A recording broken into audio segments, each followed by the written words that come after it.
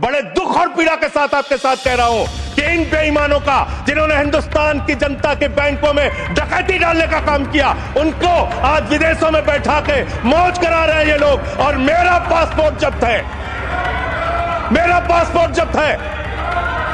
क्या मैं हिंदुस्तान का नागरिक नहीं? क्या मैं इस सर्वोच्च सदन का सदस्य नहीं? मैं मेंबर ऑफ पार्लियामेंट हूं, मेरा पासपोर्ट जब्त है। अगर वास्तव में तुम्हारी नीयत साफ है तो आज हिंदुस्तान के अंदर 50 करोड़ से ज्यादा जिन जिन लोगों का बकाया है, सबका पासपोर्ट जब्त करो, कोई हिंदुस्तान छोड़ के भागने ना पाए। हम राष्ट्रभक्त थे, हैं और रहेंगे। आपसे किसी भी प्रमाण पत्र की जरूरत नहीं है। आप लोगों का इतिहास हिंदुस्तान की आजादी के आंदोलन में गद्दारी का इतिहास रहा है, गद्दारी का इतिहास रहा है। फालतू की बातें मत करो, फालतू की बातें करना बंद करो। निश्चित रूप से महोदया, भारत की सुरक्षा सर्वोपरि है। राष्ट्र की सुरक्षा से किसी भी प्रकार का कोई समझौता नहीं होना चाहिए। देश के अंदर किसी को भी अवैध तरीके से घुसपैठ करने की इजाजत नहीं होनी चाहिए। देश के अंदर कहीं भी अवैध घुसपैठिया नहीं होना चाहिए। लेकिन पिछले 11 साल से इस देश के अंदर आपकी सरकार है। ज्यादातर राज्यों में डबल इंजन की सरकार है, डबल इंजन की सरकार है। ऊपर भी मोदी जी, नीचे भी मोदी जी, ऊपर भी मोदी जी, नीचे भी योगी जी, ऊपर भी मोदी जी, नीचे भी हेमंत बिस्व शर्मा जी। चारों तरफ महामानव की सरकार महोदया, महामानव की सरकार। वो तो अवतार भी कहते हैं अपने आप को। और उस अवतार की सरकार में घुसपैठ हो जा रही है। 11 साल से हिंदुस्तान के अगर किसी कोने में अवैध घुसपैठिया है, अवैध रूप से कोई नागरिक रह रहा है, तो उसके लिए सीधे तौर पे भारतीय जनता पार्टी की सरकार और प्रधानमंत्री नरेंद्र मोदी जिम्मेदार है, कोई दूसरा जिम्मेदार नहीं है। बॉर्डर की सुरक्षा महोदया किसके पास है? बॉर्डर की सुरक्षा गृह मंत्रालय के पास है। बीएसएफ लगी हुई है वहां पे। चीन घुसपैठ कर रहा है, हम लोग चिल्लाते हैं, बोलते हैं, आपको उसके बारे में बोलने की फुर्सत नहीं। गलवान घाटी में हमारे 20 जवान शहीद हो गए, लेकिन शर्म आती है उस चीन के साथ आपने अपना व्यापार बढ़ाने का काम किया है, हिंदुस्तान का रुपया उन तक पहुंचाने का काम किया है। देश के बॉर्डर की सुरक्षा आपके जिम्मे है। मैं बड़ा हास्यास्पद तर्क सुन रहा था, बहुत ही हास्यास्पद तर्क। यहां टीएमसी के हमारे मित्र बैठे हुए हैं, कह रहे थे बॉर्डर लगा हुआ है बंगाल के साथ, बॉर्डर लगा हुआ है आसाम के साथ, त्रिपुरा के साथ। उस समय कांग्रेस की सरकार थी, टीएमसी की सरकार थी, फला थी, डिमका थी। आधार कार्ड बन गया, आधार कार्ड बन गया, इसलिए उसी आधार कार्ड ने सब गड़बड़ कर दिया।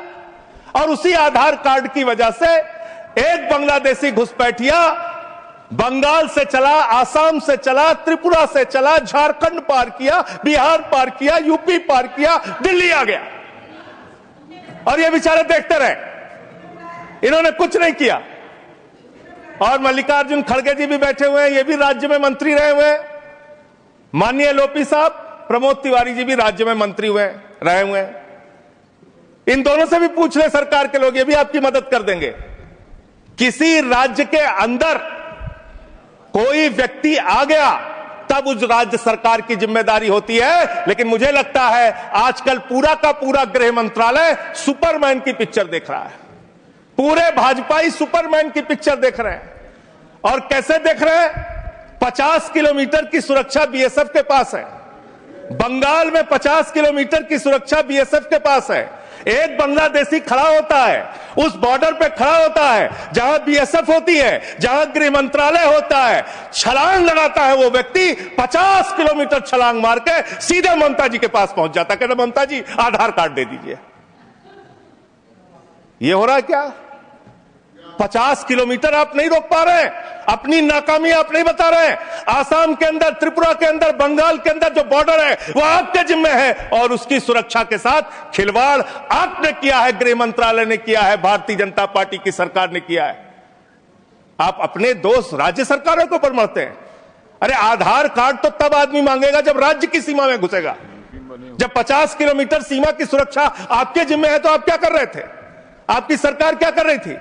और वो बांग्लादेशी सुपरमैन है, वो सीधे 50 किलोमीटर फांद के आएगा, सीधे पहुंच जाएगा 50 किलोमीटर के बाद ममता जी के पास, हमें आधार कार्ड दो।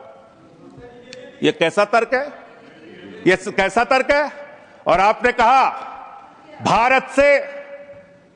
भारत के अंदर कोई भी नागरिक अवैध पासपोर्ट, अवैध वीजा लेके नहीं रह सकता।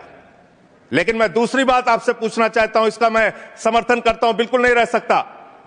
लेकिन जो हिंदुस्तान के डकैत आज विदेशों में बैठ के हमको चिढ़ाने का काम कर रहे हैं, जिन्होंने हमारी बैंकों को लूटा है, जिन्होंने आम आदमी का पैसा लूटा है, वो 20,000 करोड़ की लूट करने वाला नीरव मोदी और मेहुल चोकसी कई वर्षों से हिंदुस्तान छोड़ के बाहर बैठा हुआ है, चिढ़ा रहा है इस देश को। उस डकैत को आप पकड़ के अब तक क्यों नहीं ला पाए? जवाब दीजिए, क्यों नहीं उसका पासपोर्ट जब्त किया आपने? ललित मोदी आपका दोस्त, आपके नेताओं ने उसको भगाया हिंदुस्तान से। 3,000 करोड़ रुपए हिंदुस्तान की बैंकों का लूट के विदेशों में बैठा हुआ है, क्यों नहीं आज तक आप उसको वापस ले पाए? विजय माल्या 9,000 करोड़ रुपए हिंदुस्तान का लूट के, हिंदुस्तान के बैंकों का लूट के, हिंदुस्तान के आम आदमी का पैसा लूट के 9,000 करोड़ रुपए विजय माल्या विदेशों में बैठा हुआ है, आपको चिढ़ाता रहता है। तिहाड़ जेल की, तिहाड़ जेल की विषय पे ही बोल रहा हूं महोदया, विषय पे ही बोल रहा हूं, विषय पे इन्हीं लोगों से सीखा है, इन्हीं लोगों से सीखा है महोदया। वो Vijay Mallya, I am not yielding sir, I am not yielding madam, I am not yielding. मंत्री जी को बोलने तब दिया जाए जब मैं यील्ड कर रहा हूं। आई एम नॉट यील्डिंग मैडम। अगर बिल से बाहर ही बोल रहे हैं तो बिल से बाहर भी सुनने के लिए तैयार रहे। एकदम ठीक है, जब आपका मौका आएगा आप बोलिएगा। महोदया, हम लोगों ने टीवी चैनल पे खबर देखी, विजय माल्या आएगा, तिहाड़ के बैरक में रहेगा, यहां पे उसका रोका जाएगा, यहां उसको सजा दी जाएगी। टीवी चैनल वाले खबर चला रहे थे और ये लोग भी बोल रहे थे विजय माल्या को लाएंगे। 9,000 करोड़ रुपए की लूट करने वाला विजय माल्या आज विदेशों में बैठ के चिढ़ा रहा है। और एक ललित मोदी है, उसने कौन से देश की, संजय रावत जी, मुझे तो नाम में भूल गया, बानुआतू की नागरिकता ले लिया उसने। उसने कहा 1 करोड़ रुपए जमा करो, बानुआतू चलो, बानुआतू चला गया। अरे हिंदुस्तान, नितिन संदेशरा 6,000 करोड़ रुपए हिंदुस्तान का लूट के विदेशों में बैठा हुआ है, आपको चिढ़ा रहा है। और महोदया, मैं इस सदन का सम्मानित सदस्य हूं, देश के सर्वोच्च सदन का सदस्य हूं, बड़े दुख और पीड़ा के साथ आपके साथ कह रहा हूं कि इन बेईमानों का, जिन्होंने हिंदुस्तान की जनता के बैंकों में डकैती डालने का काम किया, उनको आज विदेशों में बैठा के मौज करा रहे हैं ये लोग। और मेरा पासपोर्ट जब्त है, मेरा पासपोर्ट जब्त है। क्या मैं हिंदुस्तान का नागरिक नहीं? क्या मैं इस सर्वोच्च सदन का सदस्य नहीं? मैं मेंबर ऑफ पार्लियामेंट हूं, मेरा पासपोर्ट जब्त है। मैं कहना चाहता हूं इनसे, अगर वास्तव में तुम्हारी नीयत साफ है तो आज हिंदुस्तान के अंदर 50 करोड़ से ज्यादा जिन जिन लोगों का बकाया है, सबका पासपोर्ट जब्त करो, कोई हिंदुस्तान छोड़ के भागने ना पाए। सबका पासपोर्ट जब्त कीजिए।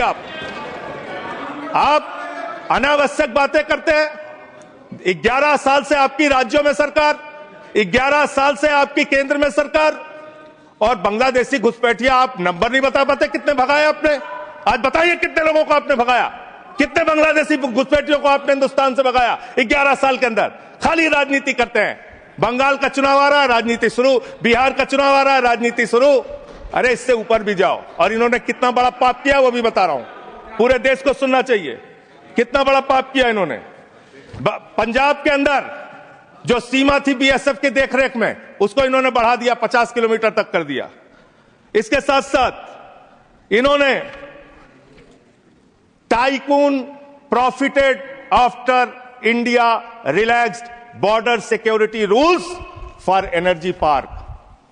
एनर्जी पार्क बनाने के लिए पाकिस्तान की सीमा में, गुजरात के अंदर भारत की सुरक्षा कानूनों में रिलैक्स देने का काम इस अपराध इस सरकार ने किया है। अपने एक दोस्त को एनर्जी पार्क का ठेका देने के लिए, उसका फायदा पहुंचाने के लिए, उसका धंधा कराने के लिए, देश की सुरक्षा के साथ अपने दोस्त को फायदा पहुंचाने के लिए, अडानी को फायदा पहुंचाने के लिए आपने बॉर्डर की सुरक्षा पे, वहां के कानूनों पे रिलैक्स देने का काम किया। कितने शर्म की बात है, कितने शर्म की बात है।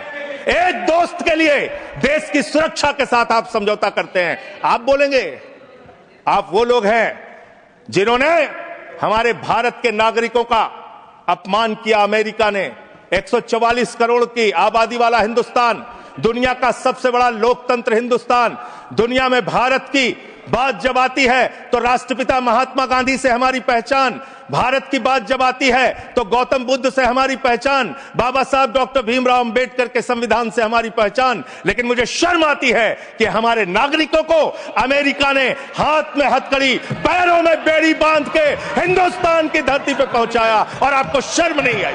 आप हंस रहे थे, आप मजाक उड़ा रहे थे हमारे नागरिकों का। और हिंदुस्तान के अंदर जो हमारे नागरिक लाए गए अमृतसर के अंदर, उनको हथकड़ियां बांध करके जब उतारा गया, मान्यवर महोदया, जब उनको उतारा गया तो प्रधानमंत्री भी वहां उस वक्त थे, लेकिन उन्होंने सवाल नहीं खड़ा किया। जब उनको यहां उतारा गया उसके बाद उनको कैदियों के वैन में बैठा के हरियाणा छोड़ा गया। ये कर रहे हो आप लोग, ये कर रहे हो आप लोग। बॉर्डर की सुरक्षा के साथ सबसे ज्यादा खिलवाड़ करने का काम इस देश में, घुसपैठियों को सबसे ज्यादा पनाह देने का अब पाप अगर किसी पार्टी ने किया है तो उस पार्टी का नाम है भारतीय जनता पार्टी और उस सरकार का नाम है मोदी सरकार और उसका गृह मंत्रालय। फालतू की बातें मत करो, फालतू की बातें करना बंद करो।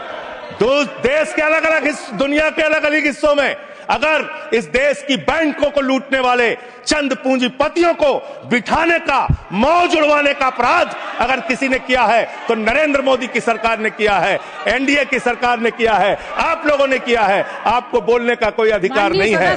हम राष्ट्रभक्त थे, हैं और रहेंगे। आपसे किसी भी प्रमाण पत्र की जरूरत नहीं है। आप लोगों का इतिहास हिंदुस्तान की आजादी के आंदोलन में गद्दारी का इतिहास रहा है। बहुत बहुत धन्यवाद महोदय।